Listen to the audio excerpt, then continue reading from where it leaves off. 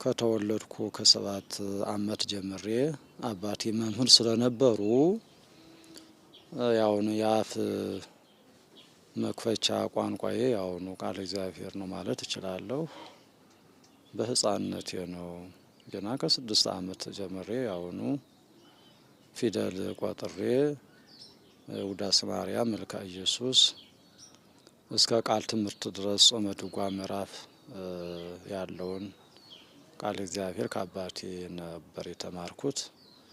ከዚያ 12 ዓመት ሲሞላኝ ወደ ሌላ ቦታ ሄድኩኝ ማለት ነው። ጋዝጊብላ ወረዳ የሚባል አለ። ጻድቅ ቅድስት ማርያም ትባላለች። ከዚያ ሄጄ መርጌታ ይትባረክ አባተ ከሚባሉት መምህር ለመጀመሪያ ጊዜ ቅኔ የተቀኘሁ ማለት ነው። ከዚያ ተመልሼ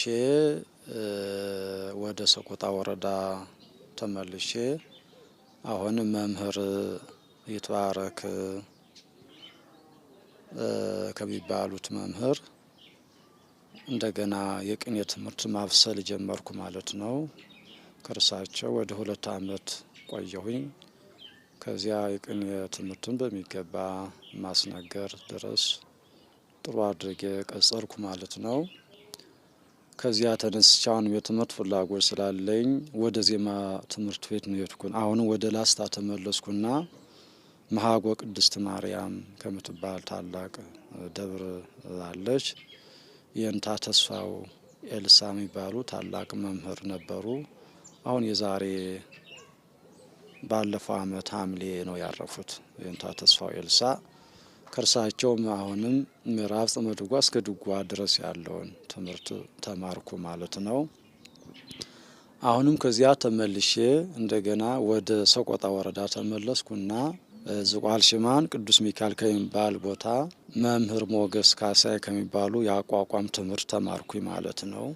ከዚያ ተነስቼ ለ2 ዓመት ያህል ትንሽ ስንቅ መያዝ ስላለብኝ አንድ ቦታ ላይ ተቀጠርኩና ለ2 ዓመት ያህል ትንሽ ስንቅ ከያዝኩ በኋላ ወደ ሰሜን ወሎ ደብረ ብርሃን ቅዱስ ገብርኤል ከሚባል ቦታ የእንታ ክንፌ ከሚባሉት ታላቅ መምህር አሁንም አሉ። ከእርሳቸው አጠቃላይ የድጓ ትምህርት በሚገባ ተምሬ ወደ ደብረ ታቦር ደቡብ ጎንደር ማለት ነው ከምትገኘው ቤተልሔም የድጓ ማስመስከሪያ ቦታ ሄጄ እዚያ ድጓ አስመሰከርኩ ማለት ነው። ከዚያም ተመልሼ አሁንም መማር ፍላጎት ስላለኝ እስቴ ከሚባል ቦታ ዝማሬ መዋሲት ከመምህር ኪነ ጥበብ ተማርኩና በዚያውን አያይዤ ዙር አባ ጽርሐ አርያም ገዳም ላይ ዝማሬ መዋሲት አስመሰከርኩ ማለት ነው። አሁንም ከዚያ ቀጠልኩና ወደ ባህር ዳር ሄጄ ጉርድማ ቅዱስ ገብርኤል ከሚባል መርጌታ መምህር ይትባረክ አካሉ ከሚባሉት መምህር የቀረኝን የቅኔ ትምህርት በሚገባ ለ3ኛ ጊዜ አገባቡን በመቀጸል በቅኔ ትምህርት መመረቅ ችያለሁ ማለት ነው። ከዚያ ተመልሼ እንደ እግዚአብሔር ፈቃድ በ96 ዓመተ ምህረት ተመልሼ ወደ ሰቆጣ ተመለስኩ ማለት ነው። ወደ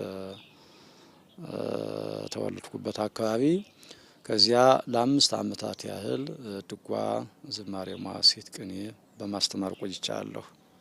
5 ዓመት ካስተማርኩ በኋላ አሁንም መጽሐፍ መማር አለብኝ የሚል ውስጥ የተነሳሳና ሌላውን የጨዋታ ትምህርት ብማርም መሰረቱ መጽሐፍ ስለሆነ መማር አለብኝ የሚል ፍላጎት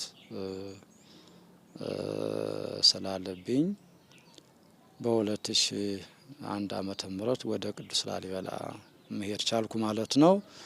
ከዚያ ለ9 ዓመት ሐዲስና ብሉይ ተማርኩኝ። ያን ተምሬ እንደጨረስኩ ነው እንደዚያ ፈቃድ ሆኖ ከዚያ በፊት አዲስ አበባ የሚባል ከተማውን አላውቅም ነበረ።